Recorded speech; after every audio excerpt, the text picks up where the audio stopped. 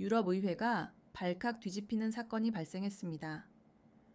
무려 50억 유로에 달하는 막대한 예산을 투입했음에도 불구하고 왜 우리는 수많은 사망자를 내며 고통받고 있는데 한국은 멀쩡한 상태를 유지하는 것일까요? 영국에서는 폭염으로 인한 사망자가 15천 명에 육박했으나 한국은 사망자 수가 0명이라는 충격적인 통계가 발표되었습니다. 동일한 폭염 상황이었을까요? 아닙니다. 한국은 오히려 기온이 49도에 달하며 영국보다 2도 이상 높은 극심한 폭염에 직면해 있었습니다. 처음에는 어느 누구도 이 사실을 쉽사리 믿지 못했습니다. 아시아 국가의 뻔한 선전이라고 치부하며 비웃기 일쑤였죠. 그러나 일주일 후 영국 케임브리지 대학 학생들이 직접 촬영하여 올린 충격적인 영상 하나가 영국 전역을 뒤흔들었습니다. 한국은 영국의 10분의 1 수준 예산으로 전 세계가 경악할 만한 선진적인 생존 시스템을 구축해낸 것입니다. 도대체 한국인들은 어떻게 이처럼 경이로운 성과를 달성한 것일까요? 그 충격적인 비밀을 지금부터 심층적으로 공개합니다. 저는 케임브리지 대학 교육학과 교수 알리샤 모리스입니다. 30년간 이 분야에 종사해 왔지만 오늘처럼 절망적인 기분을 느낀 날은 처음이었습니다. 15명의 대학원생들과 함께 세계 각국의 기후 적응 시스템을 연구하기 위해 떠나는 날이었는데 과연 런던 히드로 공항을 무사히 벗어날 수 있을지조차 의문스러웠습니다. 저기 또 누가 쓰러졌어요.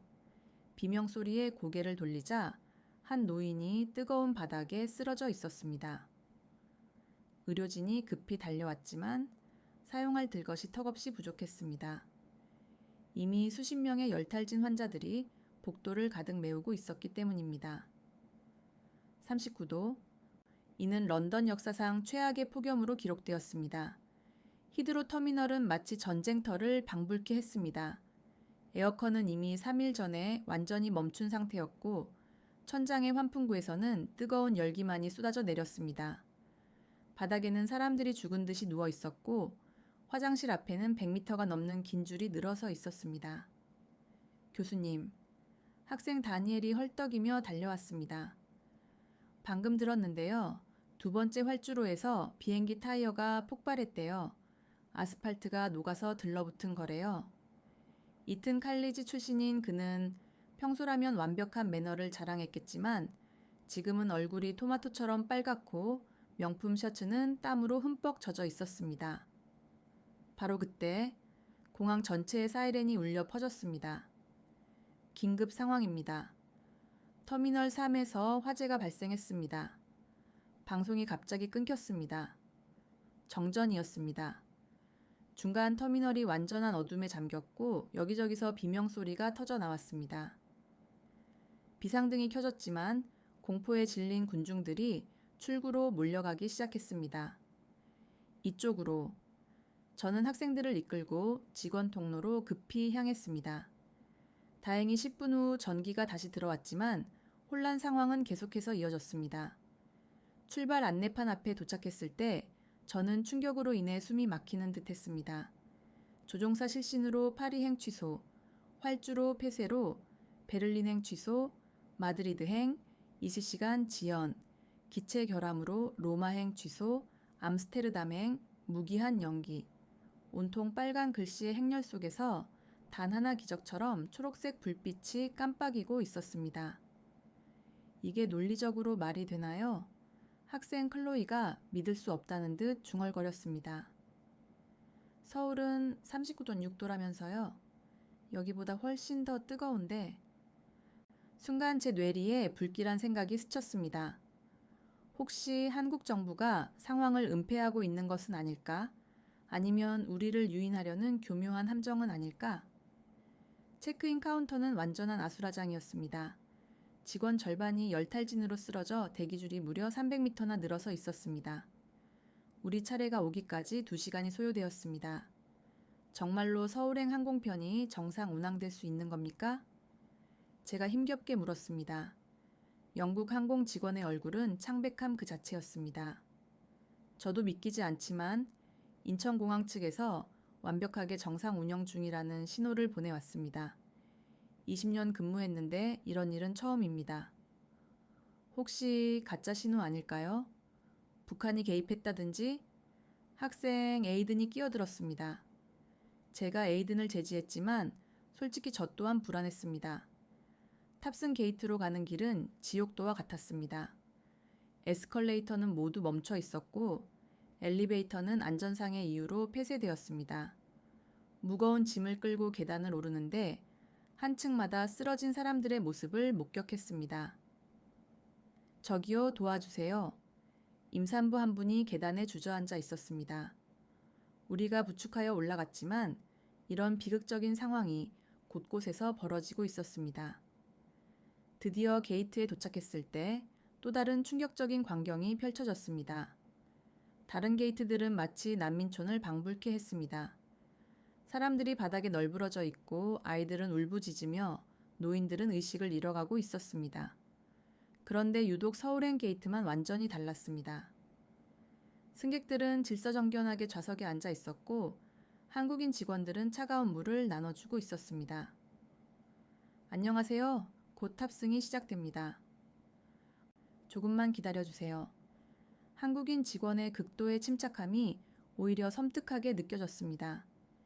이들이 정말 39, 66도에 서울에서 온 것이 맞을까? 다니엘이 제 귀에 속삭였습니다. 교수님, 지금 BBC 속보 봤는데요. 옥스퍼드 대학이 역사상 처음으로 폐교했대요. 건물이 열로 인해 뒤틀려서요. 제 가슴이 철렁 내려앉았습니다. 800년 역사의 영국 최고 대학들이 무너지고 있는데 우리는 더 뜨거운 곳으로 향하고 있다니. 잠깐만요. 학생 에밀리가 노트북을 열었습니다. 서울 실시간 위성 사진이에요. 이거 현실인가요? 화면에는 믿기 어려운 장면이 있었습니다. 분명 기온은 39.6도인데 도로에는 차량들이 정상적으로 주행하고 있었고 한강 다리도 완벽하게 운영 중이었습니다. 심지어 한강공원에는 사람들이 활동하는 모습까지 포착되었습니다. 이거 조작 아닐까요? 소피아가 의심스러운 눈빛으로 물었습니다. 바로 그때였습니다. 탑승 시작하겠습니다. 순간 모두가 얼어붙었습니다. 정말 이 비행기를 타야 하는 걸까? 39.6도의 미지의 세계로. 교수님, 클로이가 떨리는 목소리로 물었습니다. 정말 가야 할까요? 혹시 우리가 돌아오지 못하면? 저 역시 두려웠습니다. 하지만 학자로서의 강렬한 호기심이 앞섰습니다. 39.6도에서 정상적으로 운영되는 도시라니 그것이 진실이라면 우리가 반드시 목격해야 할 무언가가 있을 것이다. 가죠. 제가 단호하게 결심했습니다. 진실이 무엇이든 기내에 들어서는 순간 마치 천국과 지옥의 경계를 넘는 기분이었습니다. 시원하고 쾌적한 공기, 깨끗하게 정돈된 좌석, 미소 짓는 승무원들, 마치 다른 차원에 온 것만 같았습니다. 런던은 지금 완전히 마비 상태인데 다니엘이 창밖을 보며 중얼거렸습니다. 도대체 한국은 뭘 가지고 있는 걸까요? 기장 방송이 흘러나왔습니다. 안녕하세요. 현재 서울 기온은 49.7도입니다. 기내가 술렁였습니다. 하지만 걱정하지 마십시오. 인천공항은 완벽하게 작동하고 있습니다. 저희가 안전하게 모시겠습니다. 이륙하는 순간 창밖으로 잿빛의 런던이 보였습니다. 검은 연기가 도시 곳곳에서 피어오르고 있었고 템스강은 갈색으로 변해 있었습니다. 저게 우리의 현실이야. 에이든이 쓸쓸하게 말했습니다. 그리고 우리는 미지의 세계로 힘차게 날아오르고 있었습니다. 49.1도의 서울. 그곳에는 과연 무엇이 기다리고 있을까요? 희망일까요? 아니면 또 다른 절망일까요? 12시간 후에 알게 될 진실이 두려우면서도 강렬하게 기대됐습니다. 12시간의 비행이 종료되고 기내 안내방송이 흘러나왔습니다. 현재 서울 기온 39.6도, 습도 71%입니다. 인천공항에 도착하신 것을 환영합니다. 학생들의 얼굴이 하얗게 질렸습니다. 런던의 39도에서도 그렇게 극심한 고통을 겪었는데 39.6도라니요. 게다가 습도까지 높다면 체감 온도는 상상을 초월할 것입니다. 몇몇 학생들은 벌써부터 숨을 가쁘게 쉬기 시작했습니다. 교수님, 정말 내려야 할까요? 혹시 비행기 안에 좀 더 머무를 수는 없을까요? 클로이가 걱정스러운 목소리로 물었습니다. 하지만 선택의 여지는 없었습니다. 비행기 문이 열리는 순간 예상대로 뜨거운 열기가 맹렬하게 밀려들었어요. 마치 오븐문을 연 것 같은 열기에 모두가 잠시 주춤했습니다. 그러나 놀라운 일이 벌어졌습니다. 탑승교에 들어서자마자 온도가 급격히 떨어지기 시작한 것입니다. 입구에서 39.6도였던 온도가 탑승교 중간쯤에서는 35도로, 그리고 공항 건물에 들어서자 24도로 완벽하게 조절되어 있었습니다. 마치 에어록 에어럭 시스템처럼 단계적으로 온도가 정밀하게 조절되고 있었어요. 각 구간마다 특수한 공조 시스템이 작동하고 있었고 천장에서는 부드러운 냉기가 흘러내리고 있었습니다. 이게 물리학적으로 어떻게 가능하죠? 다니엘이 놀란 눈으로 주변을 둘러보며 감탄했습니다. 더욱 놀라운 것은 공항 내부의 인프라였습니다. 벽면에 설치된 대형 스크린에는 실시간 환경 정보가 표시되고 있었습니다. A구역 24도, B구역 23도, C구역 25도, 각 구역별로 온도와 습도, 심지어 공기질까지 완벽하게 관리되고 있었습니다. 심지어 이산화탄소 농도와 초미세먼지 수치까지 실시간으로 업데이트되고 있었습니다. 안녕하세요. 케임브리지 대학 여러분. 갑자기 스피커에서 인공지능 AI 음성이 흘러나왔습니다. 완벽한 영국식 억양이었습니다. 현재 A 구역을 지나고 계시며 최적의 온도가 유지되고 있습니다. 쾌적한 여행 되시길 바랍니다. 혹시 불편하신 점이 있으시면 가까운 안내 데스크를 이용해 주세요. 학생들은 서로를 놀랍게 쳐다봤습니다. 히드로에서는 안내방송조차 제대로 나오지 않았는데 여기서는 AI가 실시간으로 개인화된 안내를 하고 있었습니다. 심지어 우리가 케임브리지에서 왔다는 것까지 정확히 인식하고 있었습니다. 입국 심사장으로 가는 길에는 더 많은 혁신적인 요소들이 기다리고 있었습니다.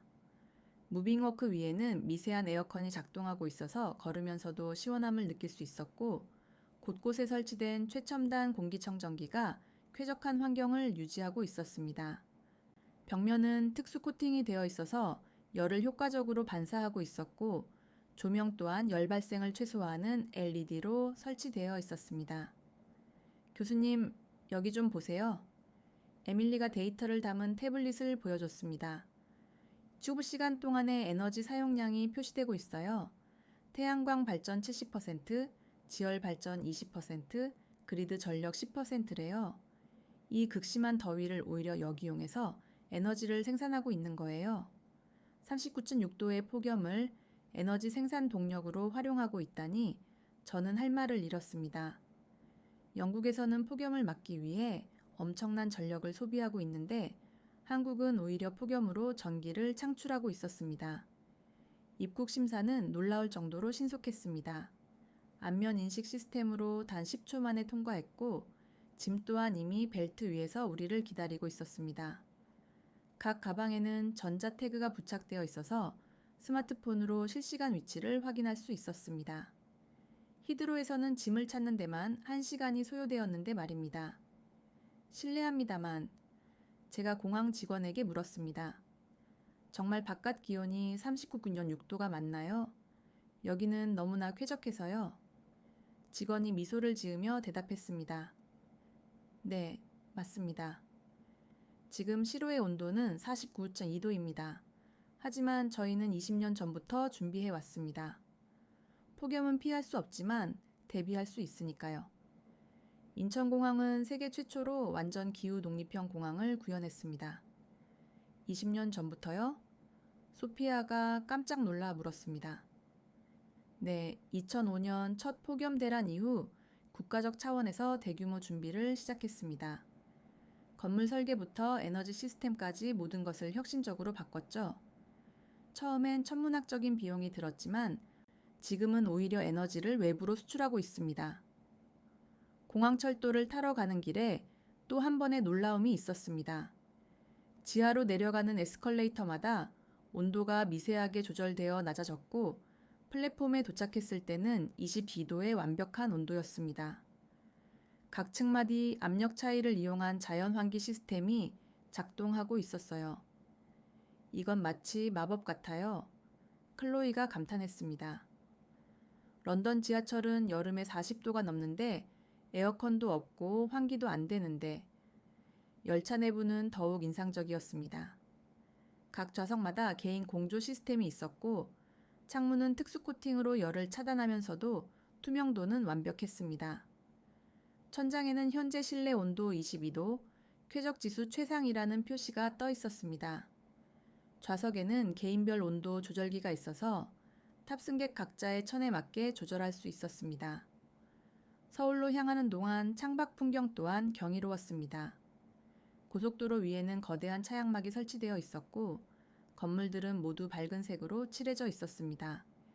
이는 열 반사를 최대화한 설계였습니다. 도로변에는 미스트 분사 시설이 일정 간격으로 설치되어 있었고 태양광 패널로 덮인 방음벽이 끝없이 이어졌습니다. 교수님, 우리가 뭔가 크게 착각하고 있었던 것 같아요. 다니엘이 조용히 말했습니다. 한국이 이 정도일 줄은 우리보다 최소 20년은 앞서 있는 것 같아요. 정말 그랬습니다. 우리는 여전히 한국을 개발도상국 수준으로 생각하고 있었는데 적어도 기후대응 분야에서는 우리보다 훨씬 선진적이었습니다. 아니, 어쩌면 세계 최고 수준일지도 모른다는 생각이 들었습니다. 다음 날 새벽 5시, 저는 쉽게 잠을 이룰 수 없었습니다. 시차 적응 문제도 있었지만 무엇보다 강렬한 궁금증이 저를 잠들지 못하게 했습니다. 창밖을 내다보니 벌써 거리에는 사람들이 보였습니다. 온도계를 확인하니 37도, 새벽인데도 말이죠. 영국이었다면 이 시간에는 아무도 밖에 나가지 않았을 것입니다. 교수님도 못 주무셨어요? 클로이가 로비에서 저를 맞았습니다. 저도 너무 궁금해서요. 사람들이 정말 외부에서 활동하고 있어요. 이게 논리적으로 말이 되나요?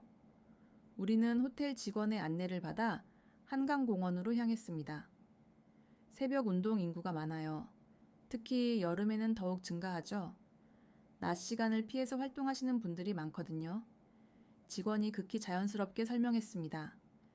지하철역에서 나와 한강공원에 들어서는 순간 저는 제 눈을 의심했습니다. 37도의 새벽 기온에 수천 명의 시민들이 운동을 하고 있었습니다. 조깅을 하는 사람들, 자전거를 타는 사람들, 심지어 배드민턴을 치는 그룹도 있었습니다. 이른 아침임에도 공원은 활기로 가득했습니다. 이게 현실적으로 가능한 일인가요? 다니엘이 숨을 헐떡이며 물었습니다. 우리는 공원에 들어선 지 5분도 안 되어 벌써 땀에 흠뻑 젖어 있었는데 한국 사람들은 아무렇지 않게 운동을 즐기고 있었습니다. 더 놀라운 것은 연령대였습니다. 20대 젊은이들 뿐만 아니라 70대, 80대로 보이는 어르신들도 있었습니다. 할머니들은 시원한 그늘 아래에서 스트레칭을 하고 계셨고 어린아이들도 부모와 함께 자전거를 타고 있었습니다. 실례합니다. 제가 조깅을 마친 한 시민에게 물었어요. 40대 정도로 보이는 여성이었는데 숨도 크게 차지 않은 침착한 상태였습니다. 이 더위에 어떻게 지속적인 운동을 하실 수 있나요? 아, 이 외국분이시군요. 그녀가 미소 지으며 대답했어요. 처음엔 힘들지만 적응되면 괜찮아요. 그리고 여기 시설이 잘 되어 있잖아요. 정부에서 정말 신경을 많이 썼어요. 그제야 공원의 세부 시설들이 눈에 들어왔습니다. 50mm마다 미스트 분사기가 설치되어 있었고 곳곳에 자동 그늘막과 쿨링 벤치가 있었습니다. 음수대에서는 차가운 물이 끊임없이 제공되었고 응급 쿨링 스테이션도 100mm마다 체계적으로 설치되어 있었습니다. 저기 봐요. 클로이가 하늘을 가리켰습니다. 드론들이 무리지어 날아다니고 있었어요. 뭐 하는 거죠? 첫 모니터링 드론이에요. 근처에 있던 안전요원이 설명해 줬습니다. 형광색 조끼를 입은 젊은 남성이었습니다. 시민들의 천을 실시간으로 확인하고 위험 신호가 감지되면 즉시 대응합니다. 인공지능이 움직임 패턴을 분석해서 열탈진 위험도를 예측하고요. 바로 그때 우리 일행에게 위기가 찾아왔습니다. 다니엘이 갑자기 비틀거리더니 벤치에 주저앉았습니다. 얼굴이 창백해지고 식은땀이 흐르기 시작했습니다. 전형적인 열탈진 초기 증상이었죠. 다니엘, 제가 다급히 달려갔지만 저보다 더 빠른 사람이 있었습니다. 형광 조끼를 입은 안전요원이 불과 30초 만에 도착했습니다. 마치 처음부터 우리를 관찰하고 있었던 것처럼 신속했어요. 그는 침착하게 가방에서 응급 장비를 꺼냈습니다. 먼저 특수 제작된 쿨링 조끼를 다니엘에게 입혔습니다. 조끼 안에는 냉각젤이 들어있어서 즉시 천을 낮춰주는 효과가 있었습니다. 그리고 목과 손목에 쿨링 패치를 부착했습니다. 마지막으로 작은 스프레이로 얼굴과 목에 특수 냉각액을 분사했어요. 놀랍게도 다니엘은 2분도 안 되어 정신을 차렸습니다. 혈색이 돌아오기 시작했고 호흡도 안정되었습니다. 괜찮아요? 놀랍네요. 벌써 몸이 편해졌어요. 다니엘이 경이로운 표정으로 말했습니다. 안전요원이 미소 지으며 설명했습니다. 열탈진 초기 증상이었어요. 여기서는 흔한 일이죠. 특히 처음 오신 분들은 더 그래요. 드론이 천 상승을 감지해서 긴급 알림을 보냈어요. 어떻게 이렇게 빨리 오셨죠? 제가 물었어요. 저는 200km 떨어진 곳에 있었는데 드론이 정확한 위치를 알려줬어요.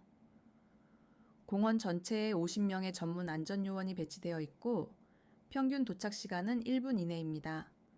그는 우리에게 휴대용 쿨링 키트를 나눠주었습니다.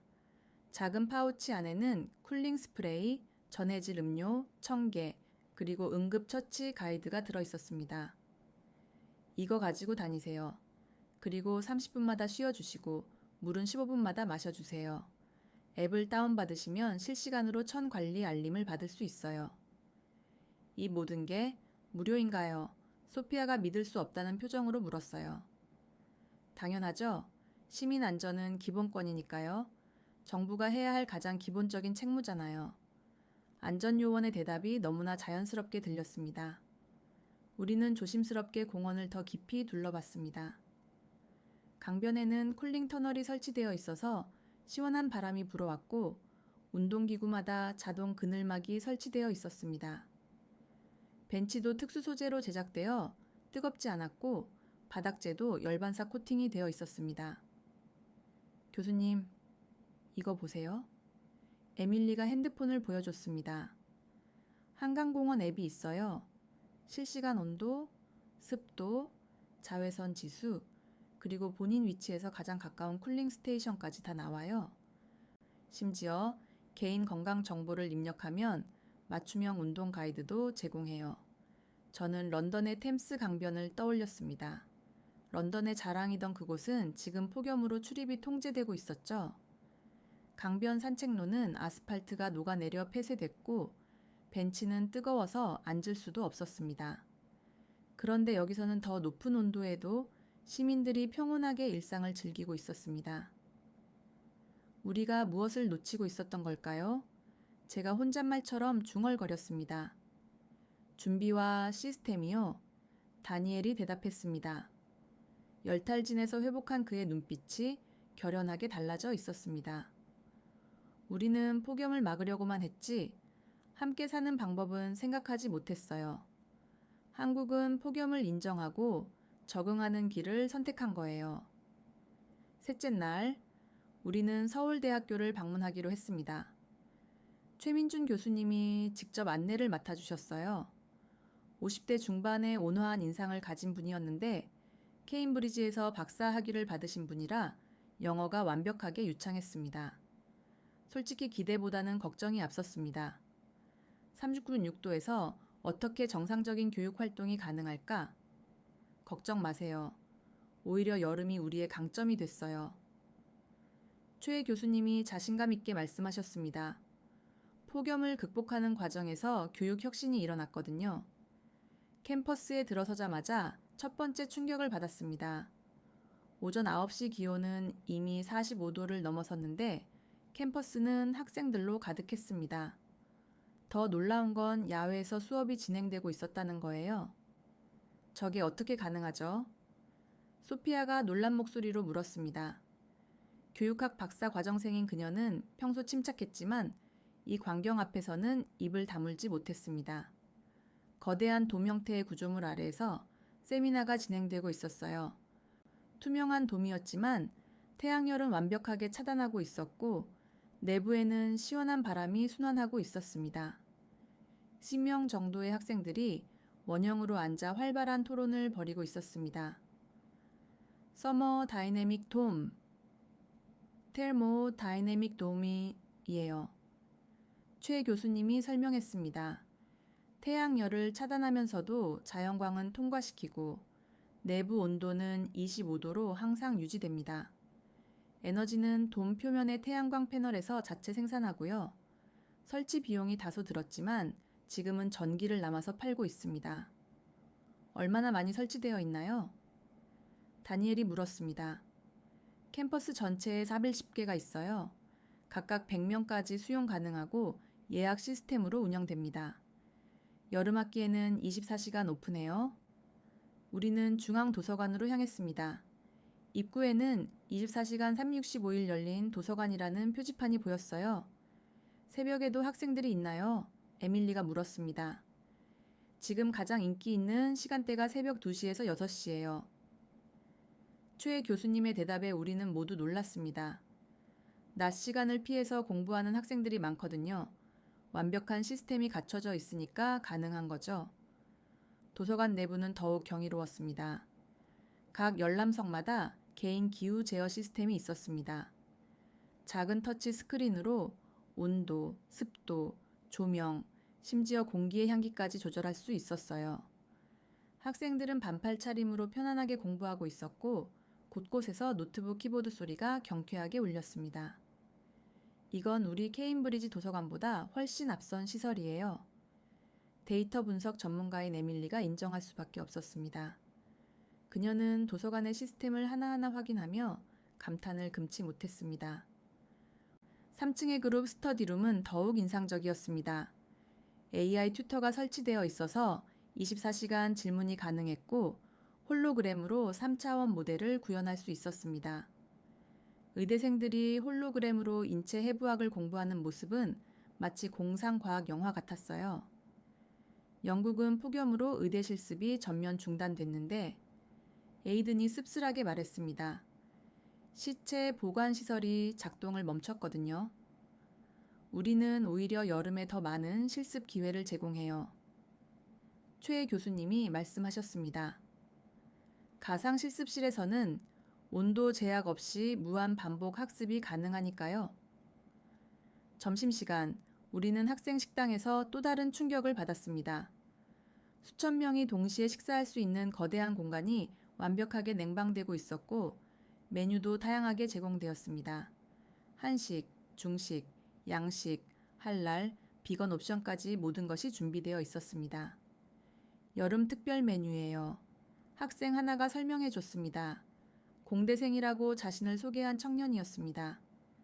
더위에 지치지 않도록 영양사 선생님들이 특별히 구성하신대요. 삼계탕 같은 보양식도 있고 차가운 메밀국수도 있어요. 가격은요? 클로이가 물었습니다. 한 끼에 4,000원이에요. 정부 지원이 있어서 싸죠.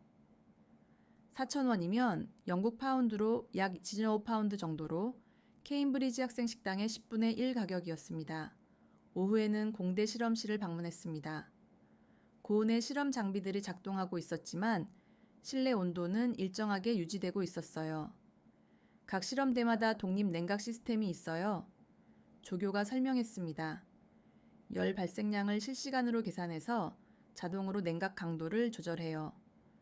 폭염이 오히려 열역학 연구의 기회가 됐죠. 우리 캠퍼스는 실험실 사용을 제한하고 있는데 다니엘이 한숨을 쉬었습니다. 안전하지 않다고요? 체육관도 방문했습니다. 실내 체육관은 당연히 시원했지만 놀라운 건 야외 운동장이었습니다. 특수 쿨링 시스템이 설치된 인조 잔디 위에서 학생들이 축구를 하고 있었습니다. 15분 경기, 5분 휴식 규칙을 지키면 안전해요. 체육 조교가 설명했습니다.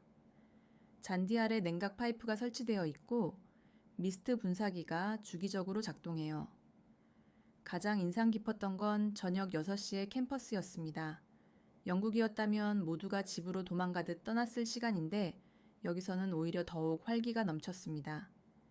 저녁 6시부터 10시까지가 제2의 골든타임이에요. 최 교수님이 말씀하셨습니다.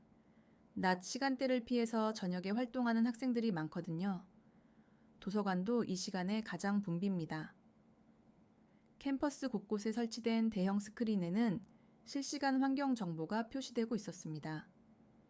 현재 온도, 습도, 자외선 지수, 각 건물의 혼잡도까지.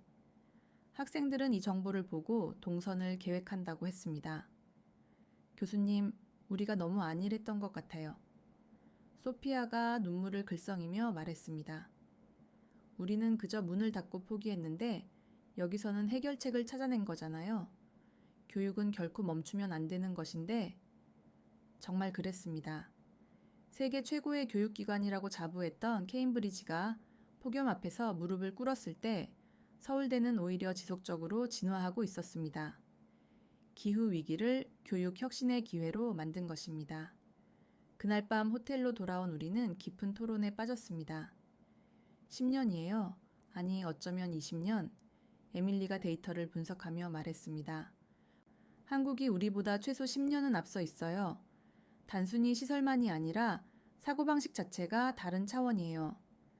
단순히 기술의 문제가 아니에요. 다니엘이 덧붙였습니다.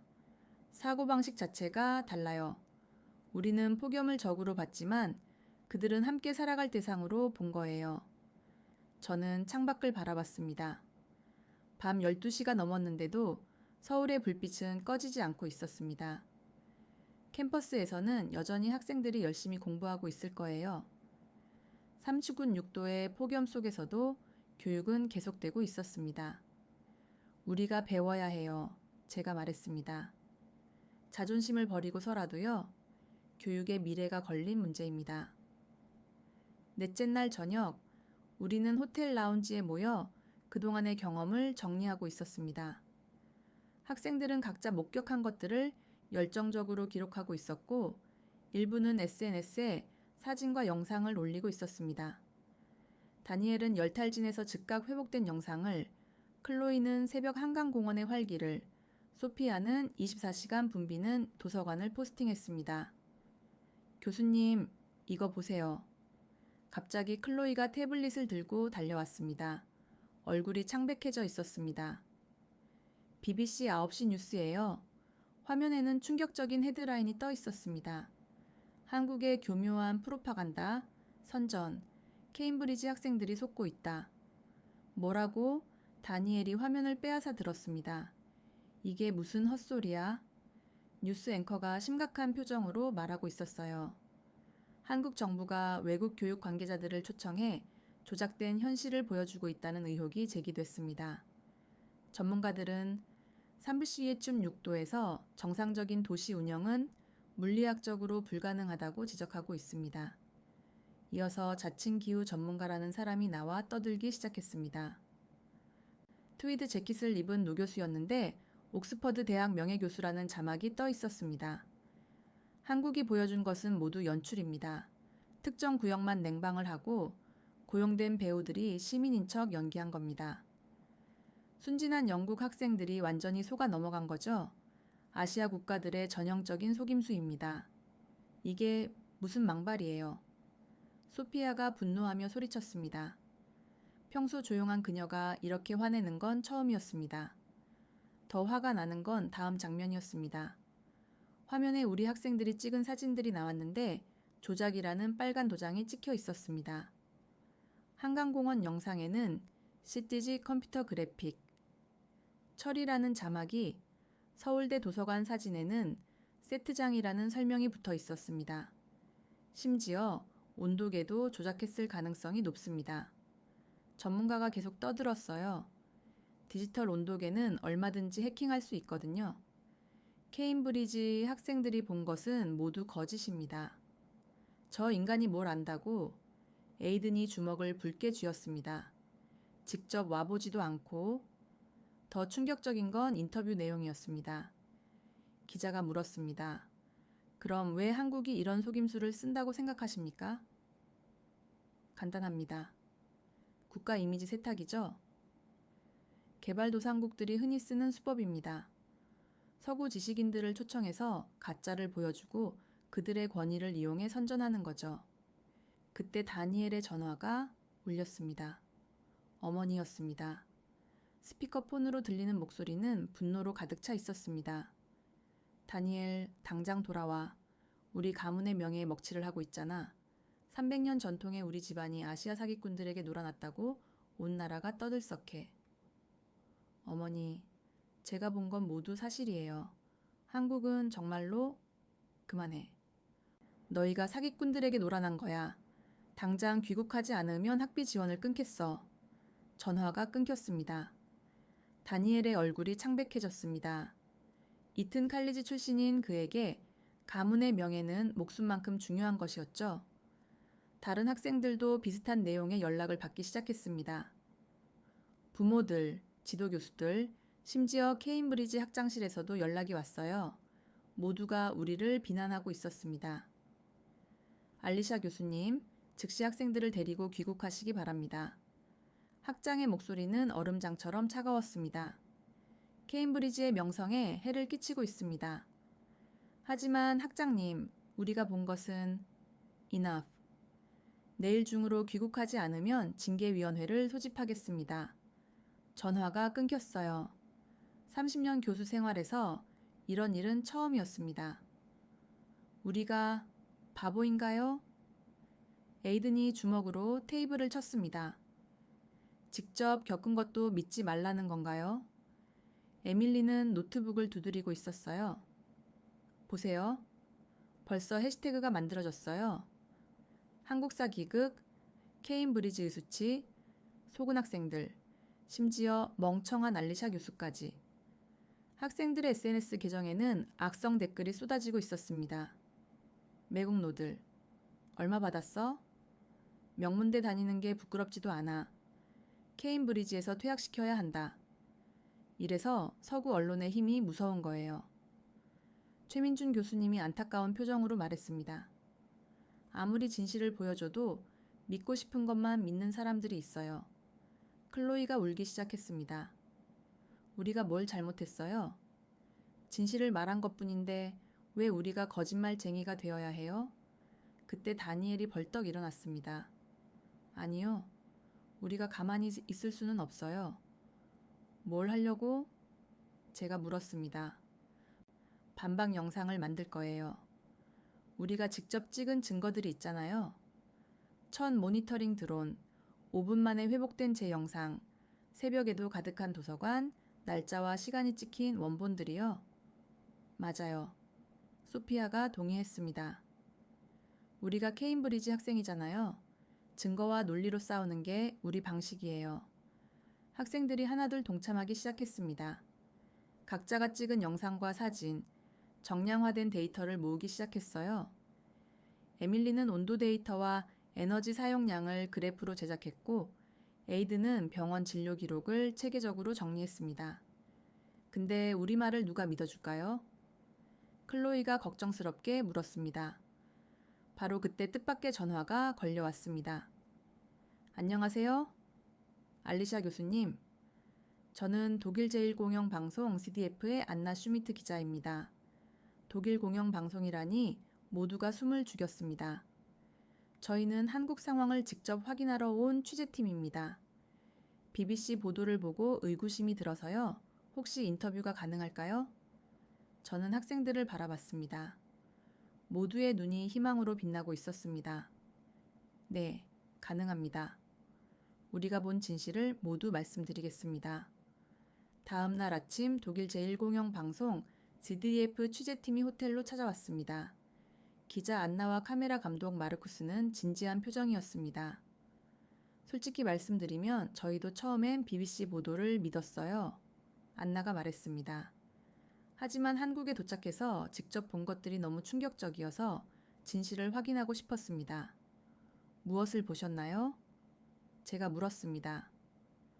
프랑크푸르트 공항은 반쯤 마비 상태였는데 인천공항은 완벽하게 작동하고 있었어요.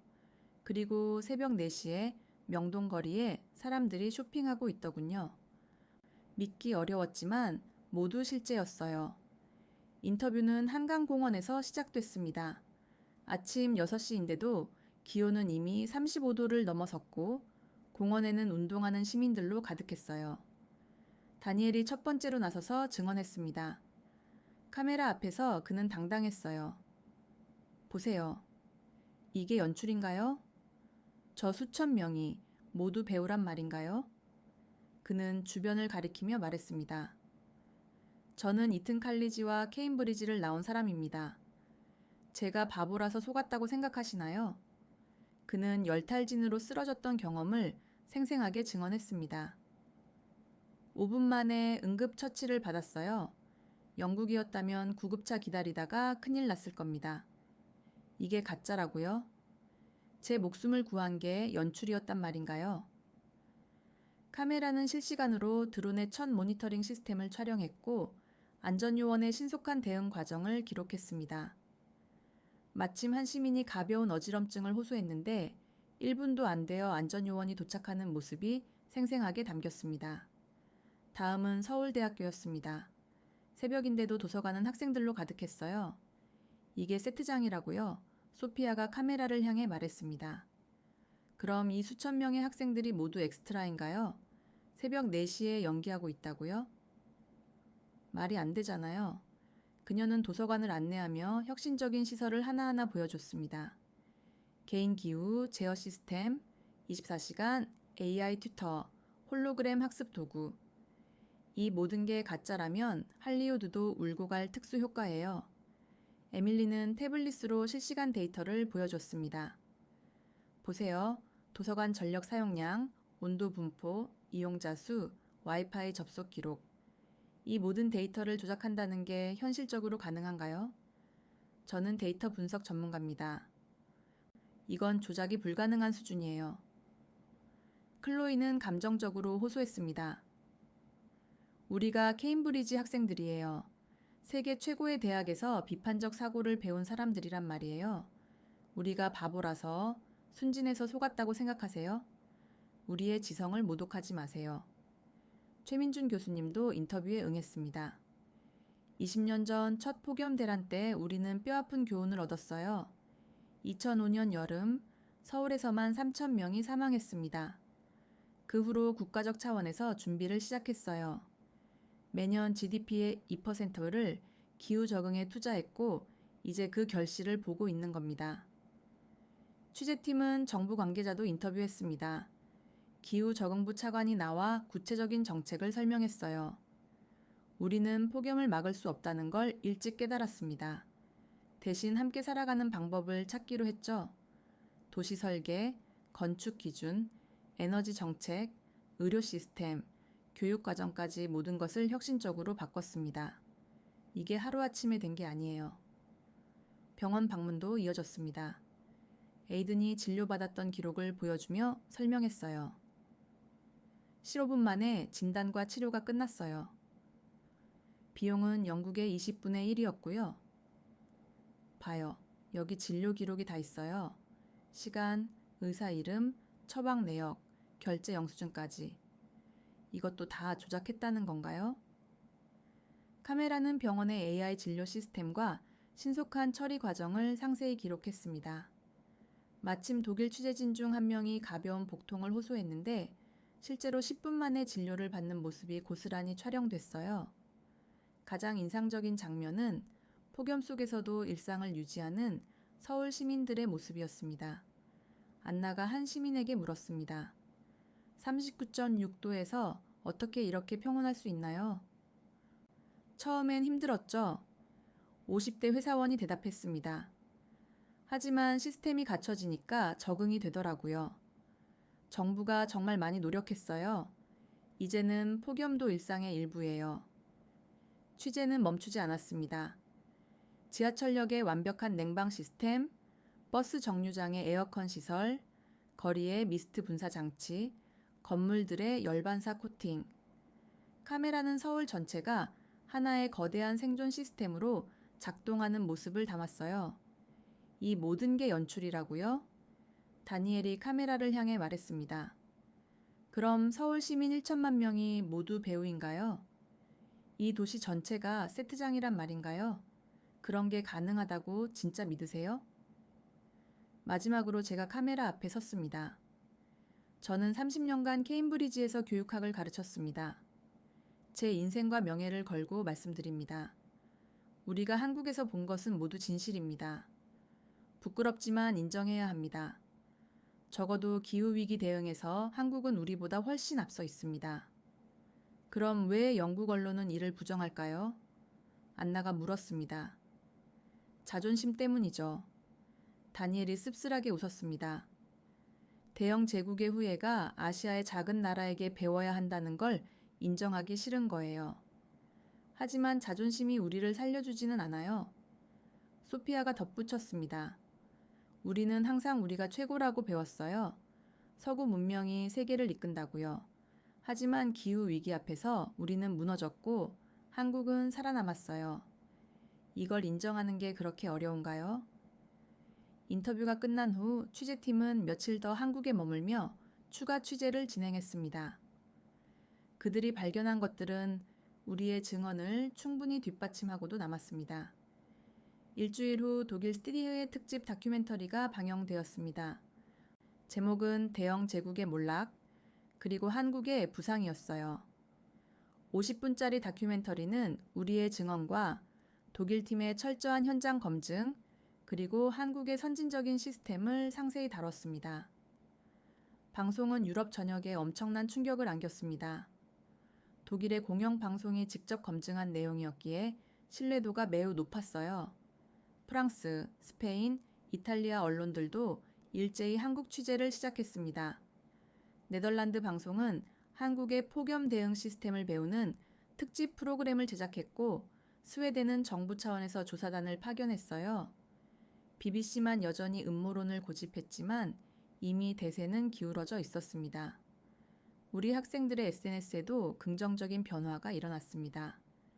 비난 대신 응원과 격려가 쏟아지기 시작했어요. 너희가 옳았어. 용기 있는 증언 고마워. 영국의 미래를 위해 싸워줘서 고마워. 우리도 한국에서 배워야 해. 케임브리지의 진정한 자부심이야. 다니엘의 어머니도 다시 전화를 걸어왔습니다. 미안하다, 다니엘. 내가 잘못 생각했구나.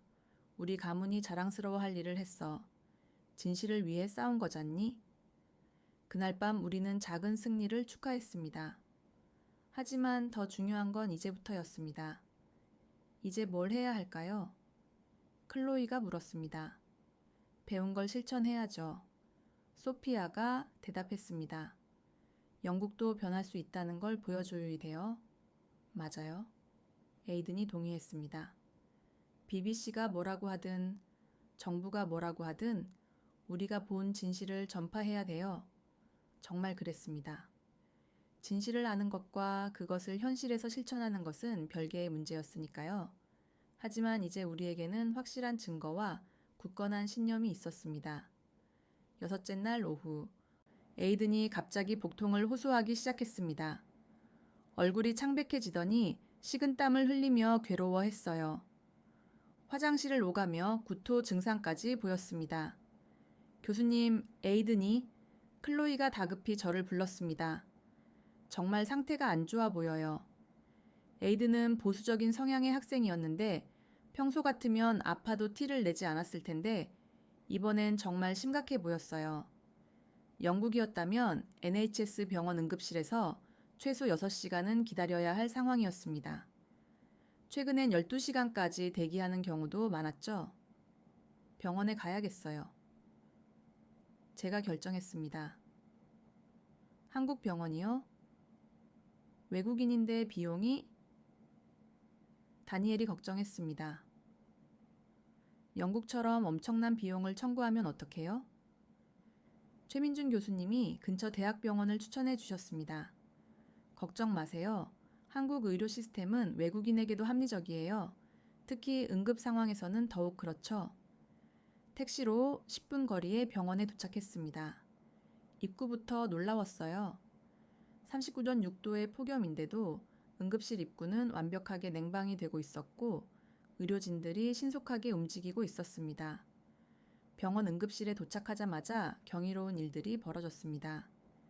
입구에서 열화상 카메라가 에이든의 천을 자동으로 측정했고 AI 음성이 안내했어요. 발열 환자 확인, 응급 트랙 2번으로 안내합니다. 예상 대기 시간 5분입니다. 접수 직원이 다가왔습니다. 젊은 여성이었는데 영어가 유창했어요. 여권 보여주세요. 단 30초 만에 접수가 완료됐어요. 복잡한 서류 작성도 보험 확인도 없었습니다. 영국에서는 외국인이 응급실을 이용하려면 먼저 비용 보증부터 요구하는데 말이죠. 외국인 응급 의료 시스템이 있어요. 일단 치료부터 하고 나중에 정산합니다. 직원이 설명했습니다. 생명이 먼저예요. 대기실의 전광판에는 실시간 정보가 표시되고 있었어요. 현재 대기 인원, 예상 대기 시간, 각 의사별 진료 현황까지 투명한 정보 공개가 인상적이었습니다. 정확히 8분 후 에이든의 이름이 호출됐습니다. 영국에서는 상상도 못할 속도였어요. 진료실에 들어가자 30대 초반으로 보이는 의사가 유창한 영어로 문진을 시작했습니다. 옆에 모니터에는 AI가 실시간으로 증상을 분석하고 있었어요. 배가 언제부터 아프셨어요? 어떤 음식을 드셨나요? 영국에서 복용하는 약이 있나요? 에이든이 대답하는 동안 화면에는 가능한 질병들이 확률과 함께 표시됐습니다. 급성 장염 7, 8%, 식중독 15%, 스트레스성 위염 5%, 초음파 검사를 하겠습니다. 놀랍게도 의사가 직접 휴대용 초음파 기기를 가져와 바로 검사했어요. 영국에서는 초음파 검사 예약만 2주 걸리고 별도의 검사실로 가야 하는데 여기서는 진료실에서 즉석으로 시행됐습니다. 급성 장염이네요. 아마 어제 드신 음식이 문제였을 거예요. 심하지 않으니 걱정 마세요. 간호사가 들어와 수액을 연결했습니다. 모든 과정이 신속하고 체계적이었습니다. 수액팩에는 QR코드가 있어서 스마트폰으로 성분과 제조 정보를 확인할 수 있었습니다. 약 처방하겠습니다. AI가 환자분의 체중과 나이, 알레르기 정보를 고려해서 최적의 처방을 추천했어요. 제가 확인했고요. 화면에는 처방 내역이 상세히 표시됐습니다. 각 약의 효능, 부작용, 복용법이 영어로 번역되어 있었어요. 바로 아래층 약국에서 받으실 수 있어요. 수액 맞는 동안 좀 쉬세요. 30분이면 충분할 겁니다. 진료 시작부터 끝까지 정확히 15분이었습니다. 에이든은 믿을 수 없다는 표정이었어요. 이게 가능한가요? 런던 세인트 토마스 병원에서 제 룸메이트가 비슷한 증상으로 8시간 기다렸어요. 그것도 결국 제대로 된 검사도 못 받고 수액을 맞는 동안 우리는 병원을 둘러봤습니다. 응급실임에도 불구하고 혼란스럽지 않았어요. 환자들이 체계적으로 분류되어 치료받고 있었고 의료진들은 차분하게 움직였습니다. 폭염 환자 전용 구역이 따로 있어요. 간호사가 설명했습니다. 열사병, 탈수, 열탈진 환자들을 신속하게 치료하는 특별 유닛이죠. 여름에는 24시간 가동돼요. 실제로 별도의 공간에는 급속 냉각 장치들이 설치되어 있었고 의료진들이 열 관련 환자들을 전문적으로 치료하고 있었습니다. 약국에서도 놀라운 경험을 했습니다. 처방전을 스캔하자 로봇이 약을 조제하기 시작했습니다. 화면에는 조제 과정이 실시간으로 표시됐고 3분 만에 완성됐어요. 외국인 환자세요? 약사가 영어로 물었습니다. 복약 지도를 영어로 해드릴게요. 약사는 각 약의 복용법을 상세히 설명했고 종이에 영어로 된 설명서도 함께 줬어요. QR코드를 스캔하면 복약 알림을 받을 수 있다고도 했습니다. 그리고 나온 계산서를 보고 우리는 모두 충격을 받았습니다. 진료비 3만 원, 초음파 검사 2만 원, 수액 1만 5천 원, 약값 1만 5천 원, 총액 8만 원. 영국 파운드로 환산하면 50파운드 정도였어요. 영국 사립병원이었다면 최소 1000파운드, 미국이었다면 2000달러는 나왔을 겁니다. 이게 가능한가요? 이 가격에 이런 서비스를? 에밀리가 믿을 수 없다는 표정으로 물었습니다. 한국은 고효율 의료 시스템을 구축했어요. 병원 직원이 설명했습니다. AI가 행정 업무를 처리하고 의사는 진료에만 집중할 수 있죠. 불필요한 검사도 없고 과잉 진료도 없어요. 에이드는 약을 먹고 1시간도 안 되어 상태가 호전되었습니다. 믿을 수 없어요. 영국이었다면 하루는 고생했을 텐데. 그리고 이 저렴한 비용이라니. NHS는 무료라고 하지만 긴 대기 시간을 생각하면 이 시스템이 더 인상적이었습니다. 더욱 감명 깊었던 건 의료진의 상태였습니다. 39.6도의 폭염에도 의사와 간호사들은 지쳐 보이지 않았습니다. 병원 전체가 완벽한 공조 시스템으로 운영되어요. 한 간호사가 설명했습니다. 의료진 휴게실도 잘 갖춰져 있고 근무 시간도 폭염을 고려해 탄력적으로 조정됐어요. 의료진이 건강해야 환자도 제대로 치료할 수 있으니까요. 응급실 대기실로 돌아왔을 때 한 가지 더 놀라운 것을 발견했습니다. 벽면 스크린에 실시간 의료 정보가 표시되고 있었어요. 오늘의 폭염 건강 팁, 열사병 초기 증상과 대처법, 수분 섭취 가이드, 응급실 이용 시 주의사항. 모든 정보가 한국어, 영어, 중국어, 일본어로 동시에 제공되고 있었습니다. 우리는 다문화 사회예요. 직원이 설명했습니다. 외국인도 우리 사회의 일원이니까 당연히 의료 서비스를 받을 권리가 있죠. 병원을 나오면서 우리는 깊은 성찰에 빠졌습니다. 이제 알겠어요. 에이든이 말했습니다. 왜 한국이 39.6도에서도 정상적으로 돌아가는지, 의료 시스템이 무너지면 도시도 무너져요. 한국은 그걸 알고 완벽한 의료 안전망을 구축한 거예요. 맞아요. 다니엘이 덧붙였습니다. NHS는 우리의 자부심이었지만 이제는 개혁이 필요해요. 한국에서 배워야 해요.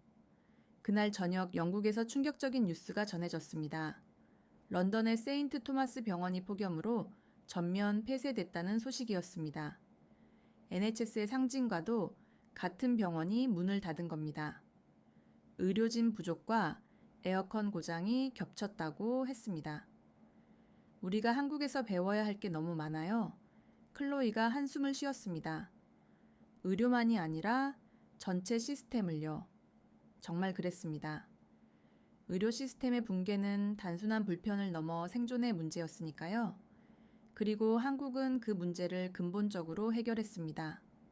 일주일째 되는 날, 최민준 교수님이 특별한 제안을 하셨습니다. 진짜 한국을 보고 싶으시다면 경주의 한 마을을 방문해 보세요. 거기서 하룻밤 묵어보시면 많은 것을 느끼실 거예요. 기술과 시스템도 중요하지만 결국은 사람이거든요.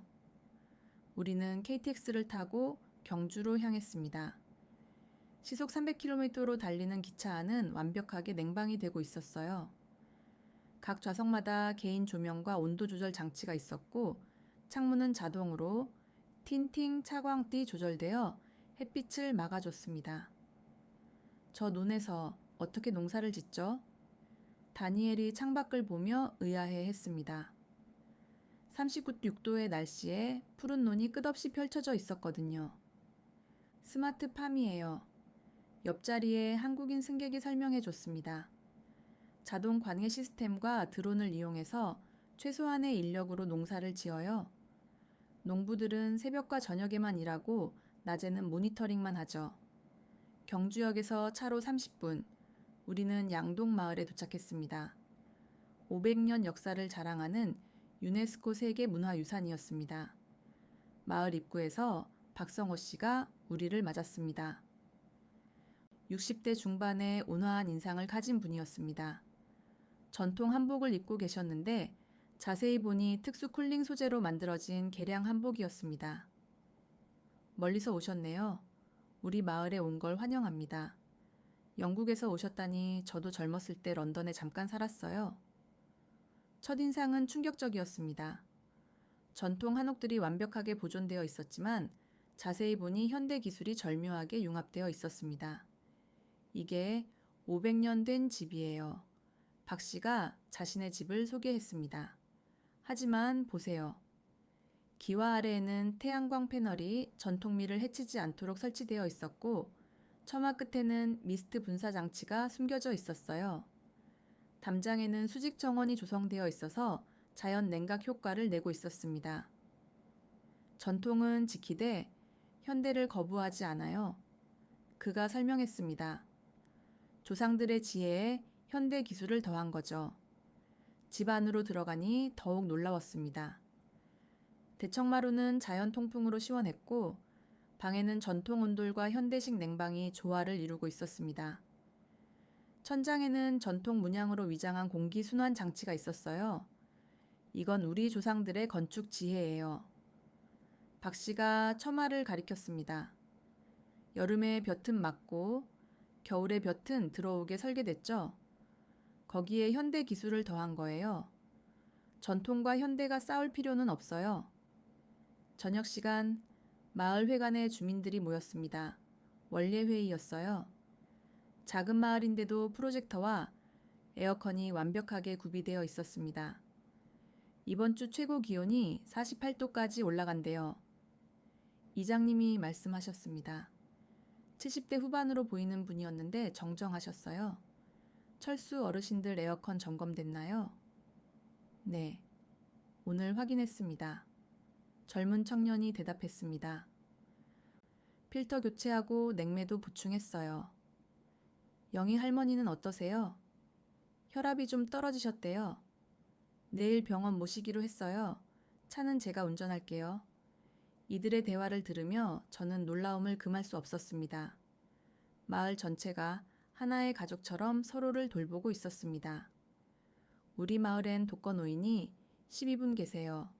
이장님이 설명했습니다. 여름엔 매일 안부를 확인하고 필요한 게 있으면 즉시 도와드려요. 이게 천년을 이어온 우리 방식이에요. 더 놀라운 건 청년들의 참여였습니다. 20대 청년 5명이 마을에 살며 어르신들을 돌보고 있었습니다. 정부에서 청년 귀농 프로그램을 지원해요. 한 청년이 설명했습니다. 주거와 생활비를 지원받으며 스마트팜 기술을 배우고 마을 어르신들을 돕는 거죠. 도시보다 여기가 더 좋아요. 영국의 시골 마을들은 다 비어가고 있는데 소피아가 씁쓸하게 말했습니다. 요크셔의 제 고향도 이제는 노인들만. 저녁 식사는 마을 공동 식당에서 했습니다. 에어컨이 빵빵하게 가동되는 식당에서 어르신들과 젊은이들이 함께 모여 식사를 했어요. 혼자 먹으면 맛이 없잖아요. 할머니 한 분이 웃으며 말씀하셨습니다. 이렇게 모여 먹으니 더위도 잊게 돼요. 영국 손님들 오셔서 더 즐겁고요. 음식은 정성이 가득했습니다. 직접 기른 채소와 지역 특산물로 만든 요리들이었어요. 무더위에 입맛을 돋우는 시원한 국물 요리와 신선한 나물들이 인상적이었습니다. 식사 후 박 씨가 마을을 안내해 주셨습니다. 여기가 우리 마을의 자랑이에요. 작은 건물이었는데 마을 폭염 대피소라는 간판이 붙어 있었습니다. 안에는 최신식 의료 장비와 응급처치 도구들이 갖춰져 있었습니다. 작년에 마을 기금으로 지었어요. 정부 지원금과 주민들이 모은 돈으로요. 혼자 사는 어르신들이 더위를 피할 수 있는 곳이죠. 주민들이 돈을 모았다고요? 다니엘이 놀랐습니다. 당연하죠. 우리 마을이니까요. 남의 일이 아니에요? 영국도 그렇지 않나요? 다니엘이 고개를 저었습니다. 우리는 책임을 정부가 다 해주길 기대하죠? 그날 밤 저는 박씨 댁 사랑방에서 잠을 잤습니다. 전통 한옥문으로 들어오는 바람이 시원했고 은은한 모기향 냄새가 정겨웠어요. 영국 분들은 개인주의가 강하다고 들었어요. 박 씨가 차를 따르며 말했습니다. 그것도 좋지만 이런 때는 함께 사는 게 힘이 돼요. 요크셔의 제 고향 마을이 생각나요. 제가 말했습니다. 한때는 공동체가 살아 있었는데 이제는 각자 살기 바빠서요. 회복할 수 있어요. 박 씨가 위로했습니다. 우리도 잃어버렸다가 되찾은 거예요. 위기가 오히려 기회가 됐죠. 폭염이 우리를 다시 하나로 만들었어요. 다음 날 아침 마을을 떠나기 전 작은 사건이 있었습니다. 할머니 한 분이 밭에서 일하시다가 어지러움을 호소하셨어요. 놀랍게도 3분 만에 청년들이 달려왔고 5분 만에 마을 의료봉사자가 도착했습니다. 천을 재고 수분을 공급하자 할머니는 금세 회복하셨어요. 이게 바로 시스템이에요. 이장님이 말씀하셨습니다. 첨단 기술도 좋지만 결국은 사람이 사람을 돌보는 거죠. 1000년 전이나 지금이나 변하지 않는 진리예요. 떠나는 길에 학생들은 모두 깊은 생각에 잠겨 있었습니다. 기술만으로는 안 되는구나. 에이든이 중얼거렸습니다. 공동체 정신이 있어야 해. 우리가 잃어버린 게 이거였어요. 클로이가 말했습니다. 함께 살아가는 지혜. 기차를 타고 서울로 돌아오는 길, 저는 확신했습니다. 한국의 진짜 힘은 첨단 기술이 아니라 그것을 운영하는 사람들의 마음이었다는 것을, 그리고 그것이야말로 우리가 정말로 배워야 할 것이라는 것을요. 마지막 날 아침 호텔 로비에 모인 학생들의 표정은 착잡했습니다. 일주일 전 의구심 가득했던 얼굴들이 이제는 아쉬움으로 가득했어요. 아침 식사를 하면서도 학생들은 계속 한국에서의 경험을 공유했습니다. 정말 가야 해요. 클로이가 한숨을 쉬었습니다. 여기 남고 싶어요. 케임브리지로 돌아가면 또 그 혼란과 더위가 제일 충격적이었던 게 뭐였어요? 제가 물었습니다. 마지막 심층 토론 시간이었습니다. 시스템이요? 다니엘이 즉시 대답했습니다. 모든 게 연결되어 있고 완벽하게 작동해요. 개별 요소가 아니라 전체가 하나의 유기체처럼 움직이는 게 인상적이었어요. 저는 사람들이요. 소피아가 말했습니다. 39.6년 요도에서도 희망을 잃지 않는 모습이 인상적이었어요. 오히려 위기를 기회로 만드는 정신력이 대단했어요. 의료 시스템이요? 에이든이 자신의 경험을 떠올렸습니다. 15분 만에 치료받은 건 아직도 믿기지 않아요. 그리고 그 가격. NHS가 부끄러워졌어요. 에밀리는 노트북을 열어 그동안 수집한 데이터를 보여줬습니다. 한국의 폭염 사망률은 영국의 50분의 1이에요. 같은 기온인데도요. 에너지 효율은 3배 높고 의료 대기 시간은 10분의 1이에요. 교육 중단 일수는 없고요. 숫자가 모든 걸 말해주네요. 다니엘이 인정했습니다. 최민준 교수님이 작별 인사를 하러 오셨습니다. 어떠셨어요? 도움이 되셨나요? 도움이 된 정도가 아니에요. 제가 답했습니다. 인생관이 바뀌었습니다. 교육자로서, 연구자로서 완전히 새로운 관점을 갖게 됐어요. 학생들이 하나둘 자신의 다짐을 이야기하기 시작했습니다. 저는 박사과정을 한국에서 하고 싶어요. 다니엘이 말했습니다. 기후 적응 시스템을 제대로 배워서 영국에 적용하고 싶어요. 우리나라에도 할 수 있다는 걸 보여주고 싶어요. 저도요. 소피아가 동의했습니다. 교육이 위기 상황에서도 지속될 수 있다는 걸 배웠어요. 이걸 연구해서 영국 교육 시스템 개혁에 기여하고 싶어요. 저는 의료 시스템을 연구하고 싶어요.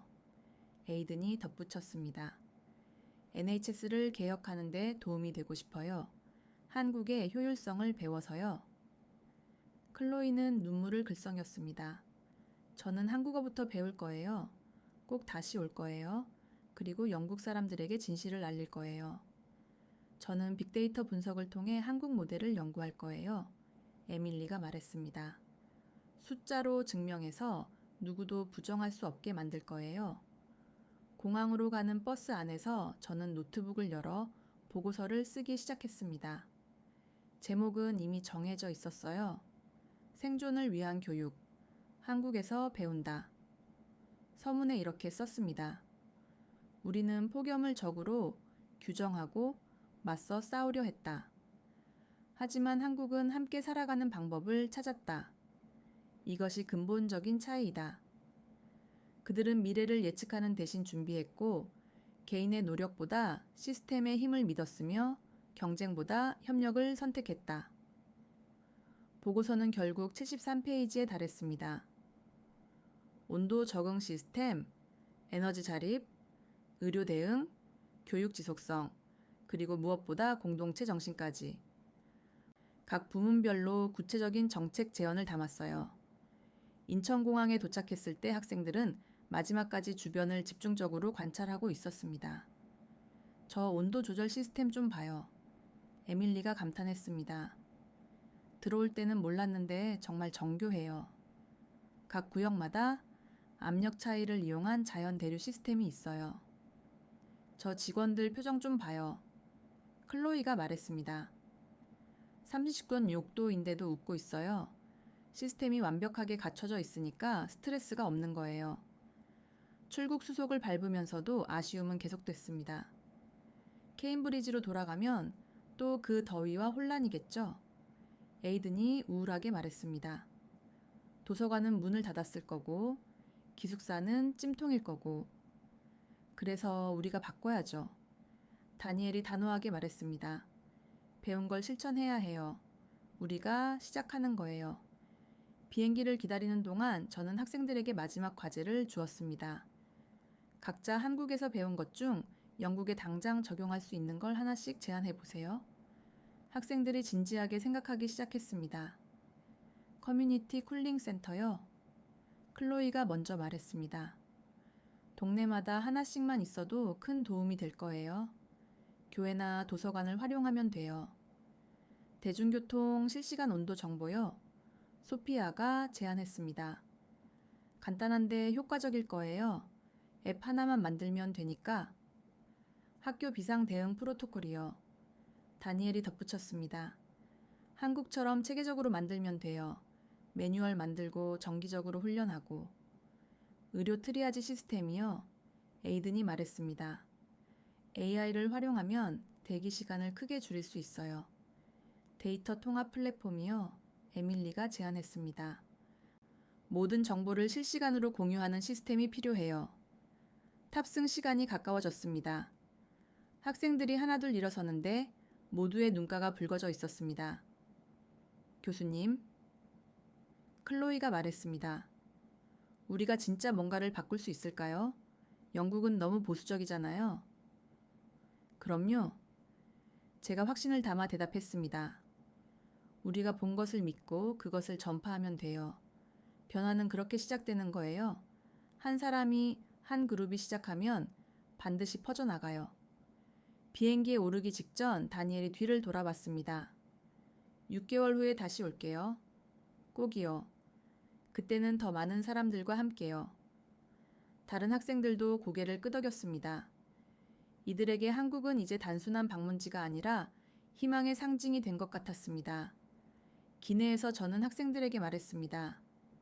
우리는 목격자예요. 미래를 본 사람들이죠. 이제 우리의 책임은 그 미래를 우리나라에도 만드는 것이에요. 모두가 진지하게 고개를 끄덕였습니다. 긴 비행이 될 것 같았지만 이번엔 희망을 가득 안고 가는 길이었습니다. 6개월 후 케임브리지 대학 대강당 500명의 청중 앞에 제가 서 있었습니다. 영국 교육부 장관, 각 대학 총장들, 그리고 언론인들이 가득했어요. BBC 기자들도 있었지만 이번엔 다른 태도였습니다. 오늘 발표할 내용은 영국 교육의 미래에 관한 것입니다. 제가 시작했습니다. 아니, 영국의 생존에 관한 것입니다. 스크린에 한국의 영상들이 나타났습니다. 39층열 6도에서도 정상 운영되는 학교들, 새벽에도 활기 가득한 도서관, 그리고 웃으며 공부하는 학생들. 이것은 조작이 아닙니다. 저와 15명의 학생이 직접 목격한 현실입니다. 그리고 이제 유럽 전역이 인정한 사실입니다. 청중이 숨을 죽였습니다. 발표가 끝난 후 놀라운 변화들이 일어났습니다. 케임브리지와 서울대의 공동 프로그램이 출범했습니다. 첫 해에만 200명의 영국 학생들이 한국으로 떠났어요. 영국 정부는 폭염 대응 마스터 플랜을 발표했습니다. 한국 전문가들을 초청해 자문을 구했고 10년 계획을 세웠어요. 런던 시장은 한강공원을 모델로 한 템스 리버사이드 개발을 발표했습니다. NHS는 한국식 스마트 의료 시스템 도입을 시작했습니다. 우리 학생들도 약속을 지켰습니다. 다니엘과 소피아는 서울대 박사과정에 입학했고 클로이는 한국어를 마스터하여 통역사가 됐습니다. 에이드는 한영 의료협력 프로젝트를 이끌고 있고 에밀리는 기후 데이터 분석센터를 설립했어요. 그리고 저는 매년 여름 한국을 방문합니다. 갈 때마다 새로운 것을 배우고 돌아와요. 작년 여름 런던이 다시 39도를 기록했을 때 상황은 확연히 달랐습니다. 첫 번째 커뮤니티 쿨링 센터가 문을 열었고 학교들은 한국식 대응 매뉴얼에 따라 운영을 조정했습니다. 사망자 수는 전년 대비 60% 감소했어요. 물론 아직 갈 길이 멉니다. 하지만 시작했다는 것이 중요해요. 제 사무실 벽에는 경주 양동마을에서 찍은 사진이 걸려 있습니다. 박성호 씨가 해주신 말씀이 적혀 있어요. 위기는 함께 극복하는 거예요. 그 옆에는 학생들과 찍은 사진도 있습니다. 한강공원에서 찍은 사진인데 모두가 웃고 있어요. 1000년 역사의 케임브리지가 70년 역사의 서울대에게 배웁니다. 부끄럽지 않습니다. 살아남는 것이 더 중요하니까요. 제국의 해는 졌지만 우리의 내일은 떠오를 것입니다. 자존심으로는 살 수 없지만 배움으로는 살 수 있습니다. 이것이 우리가 한국에서 배운 가장 큰 교훈입니다.